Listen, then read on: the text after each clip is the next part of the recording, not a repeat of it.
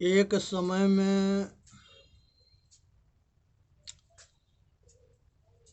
पूजनीय संत समाज देवी और देवता सुने समझे विचार करे और अपना कल्याण करे। सुनना है, समझना है, विचार करना है, अपना कल्याण करना है।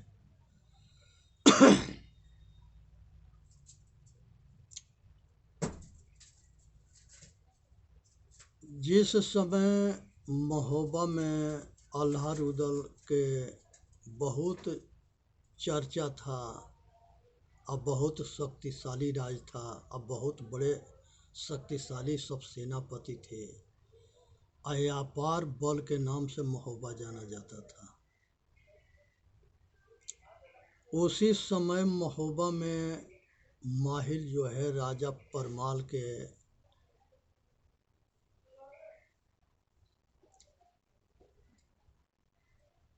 भ्रमित करता है, अयाल्हा के रुदल के देवला के देश निकाला देता है, देश से निकलवा देता है, महोबा से निकलवा देता है। ये सोचने के विषय है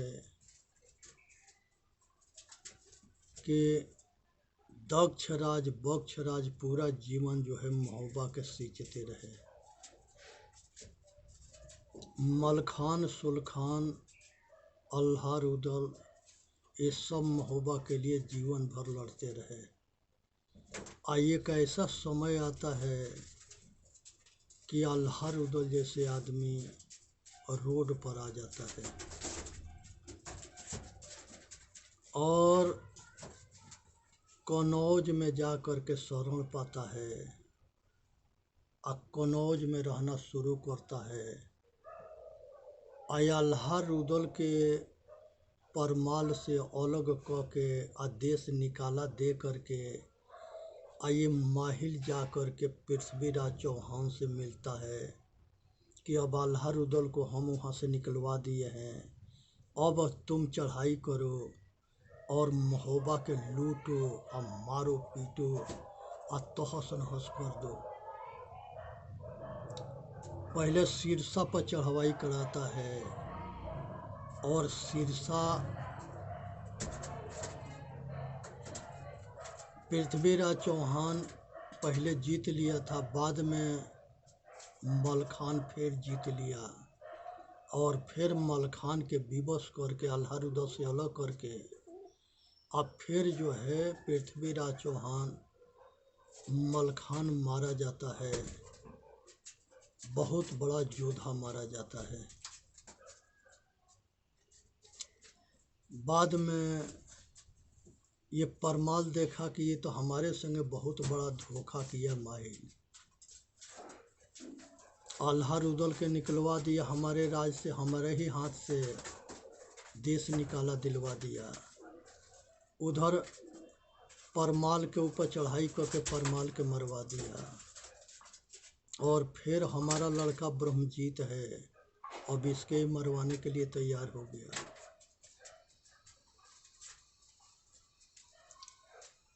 ये चक्रव्यूह के जो है राजा परमाल को समझ में आ गया। राजा परमाल जो है एक योद्धा के भेजते हैं अल्लाह रुदल के लगे कनौज में कि महोबा आज संकट में है और राजा परमाल अल्लाह रुदल तुम्हारे दोनों के बुलाए हैं और याद किए हैं कि आके महोबा के सम्मान के रक्षा करो, अपने धरती के रक्षा करो। आज विवश और लाचार जो है राजा परमाल है। ये दोनों जो है उसके हिम्मत टूट गई थी, अल्लाह रुदल के जाना नहीं चाहते थे, लेकिन माता देवला के दो बहन वहाँ थी और महोबा से बहुत लगाव था। माता देवला ने जो है ये दोनों भाई को समझाया, राजी किया, तब महोबा भेजा और भयंकर युद्ध हो रहा था। पृथ्वीराज चौहान के सेना से, महोबा के सेना से बीच में जो है लाखा के मामा था, उसके भी सेना लगा हुआ था।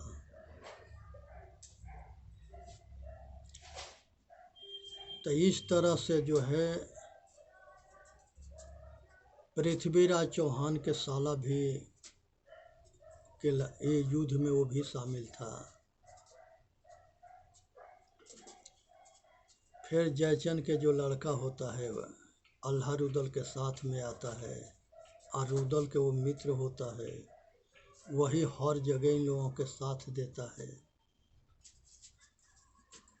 और आकर के महोबा से पृथ्वीराज चौहान के सारे योद्धाओं के परास्त करके भगा देता है।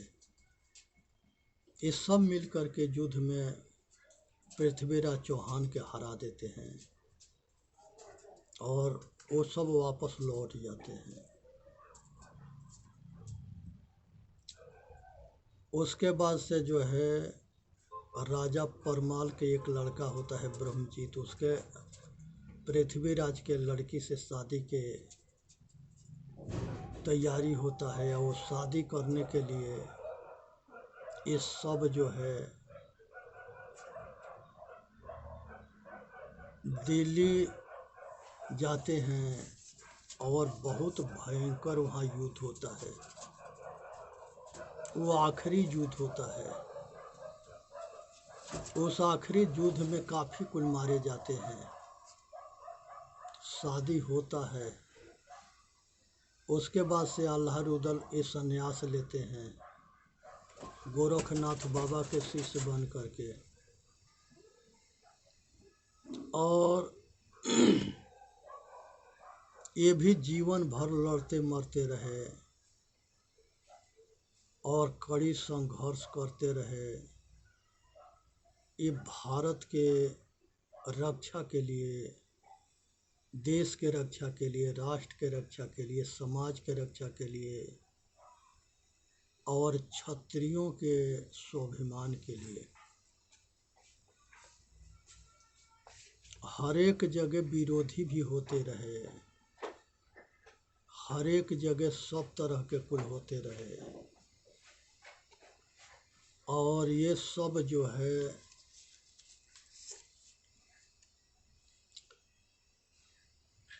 बहुत भयंकर समस्या जो है ये राजा महाराजाओं के भी सामने आया है।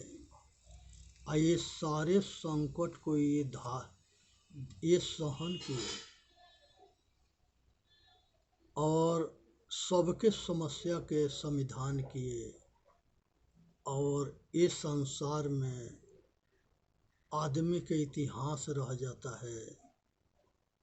हर आदमी के जीवन जो है संघर्ष से भरा हुआ है। इंसान जो होता है वो सुख दुख में घबराता ना है, बराबर रहता है। सुख होता है तो उसमें फूलता ना है, दुख होता है तो उसमें पचकता ना है। सम रहता है, सब में बराबर रहता है और संघर्ष करके जीवन के निर्वाह करता है। तो ये विचार करने चाहिए कि जो 52 गढ़ को जीतने वाला अल्लाह रुदल थे, उनके भी 2-2 बार जो है देश निकाला दिया गया। रुदल सिंह के एक बार पहले एक बार फिर बाद में सगैव सबको। तो हर जगह जगह गेहूं में घून लगता है और गेहूं के खोखला कर देता है, वैसे ही सभी राजाओं के यहाँ गद्दार जो है लगे रहते थे। ये गद्दार जो है राज के तहस नहस कर देते थे।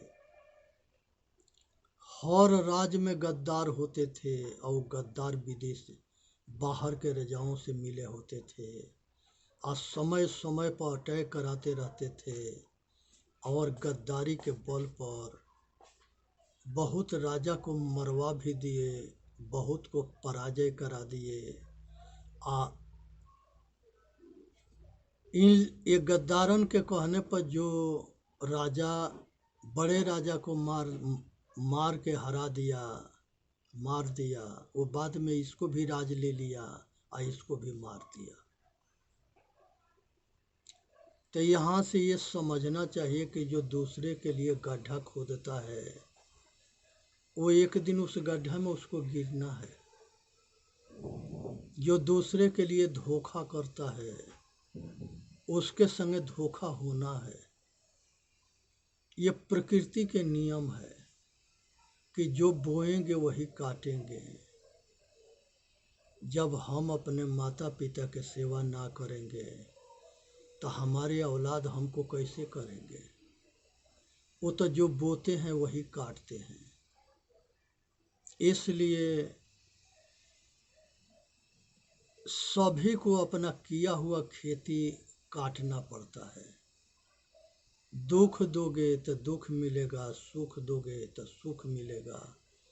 इसलिए हमेशा जो है सुख की खेती करनी है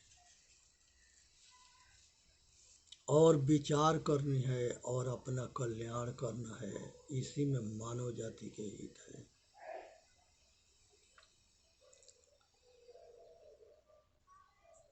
ये संसार के अंदर जो है प्रहलाद के लड़का विरोचन हुए, विरोचन के लड़का बाणासुर हुआ। बाणासुर बहुत धर्मात्मा राजा था और प्रहलाद भी बहुत धर्मात्मा राजा थे।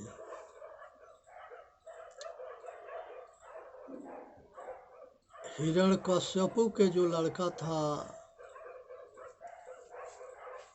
वो प्रहलाद हुए और हिरण्याक्ष और हिरण्यकश्यपु ये दोनों भाई थे। हिरण्याक्ष के देवी भागवत की कहानी है कि हिरण्याक्ष जो है पृथ्वी के पाताल लोक में ले जाकर के छिपा दिया था, टट्टी में। और दुनिया में तरह तरह मचे तो सभी ऋषि मुनि ब्रह्मा के लगे गए।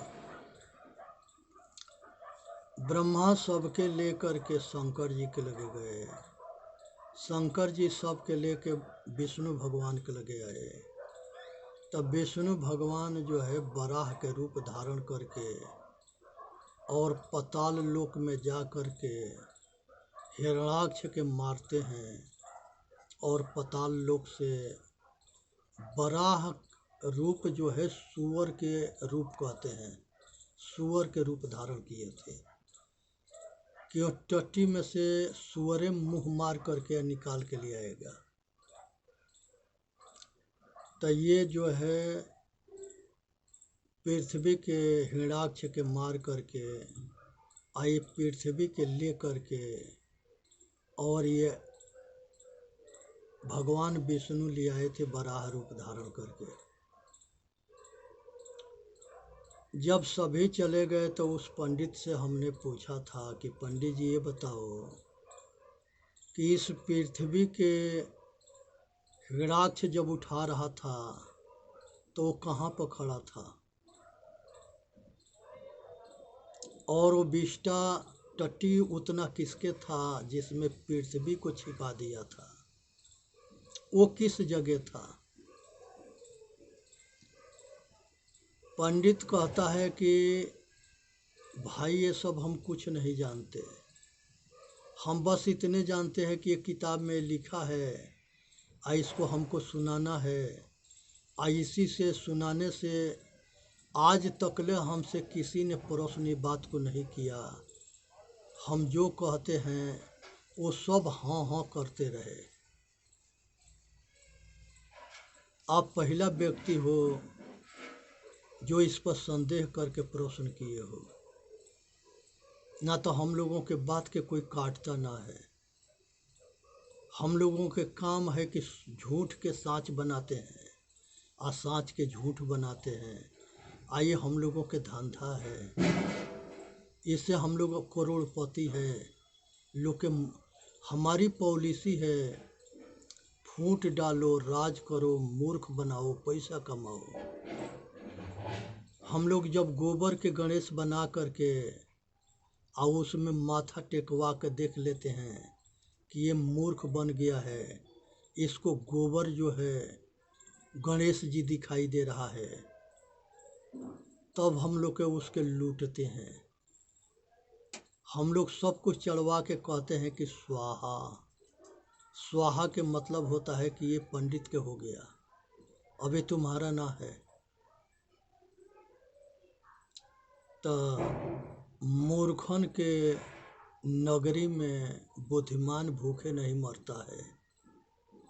हम लोग ये दुनिया के इतने मूर्ख बना दिए हैं कि ये जो है कितने पीढ़ी लगेगा इनको ये सब के होश में आने में, समझने में।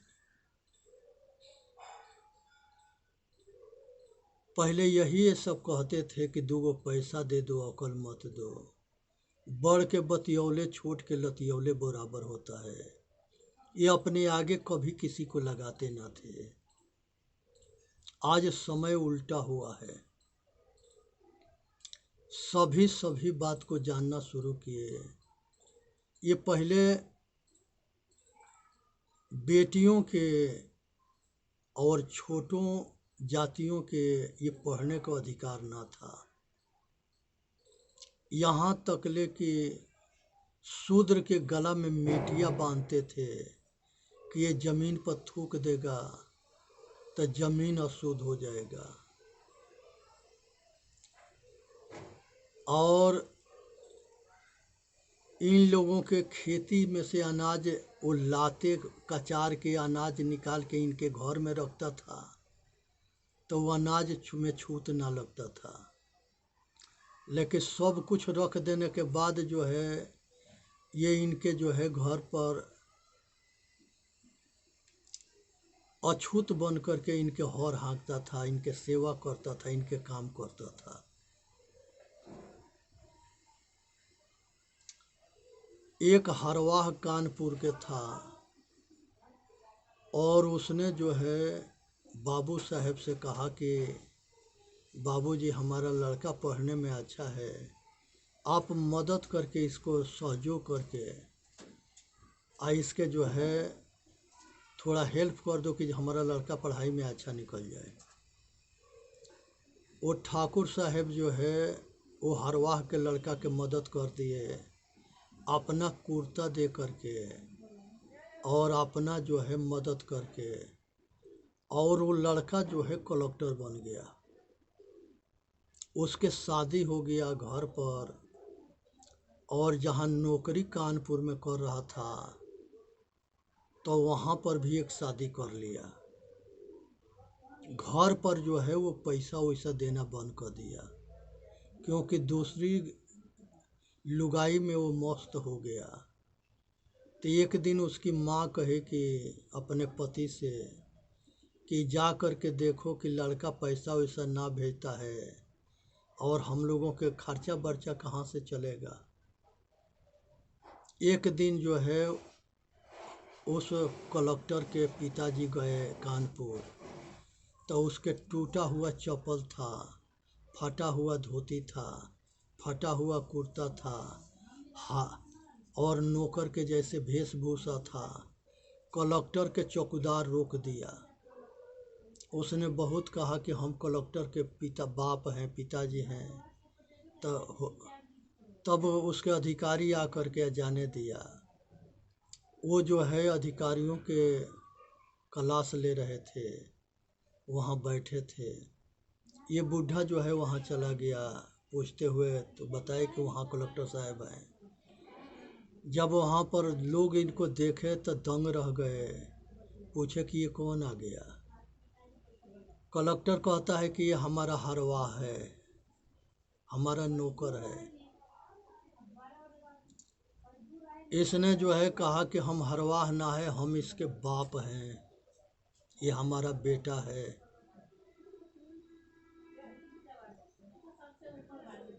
अब बहुत वो कलेक्टर के शर्मिंदगी हुई और वहाँ के कंडीशन देख करके और वो फिर घर वापस आ गया। आके बुढ़िया को सब कुछ बताया। सब कुछ बताने के बाद से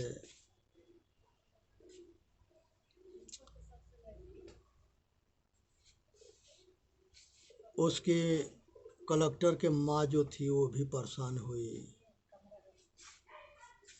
और परेशान होने के बाद ये जान गए सब कि वहाँ पर भी शादी किया है, और वो बहू जो है लड़का को अपना गुलाम बना रखी है। वो जैसा कहती है वैसे लड़का करता है। फिर घर वाले के पत्नी के कैसे निर्वाह हो, कैसे खर्चा बर्चा चले।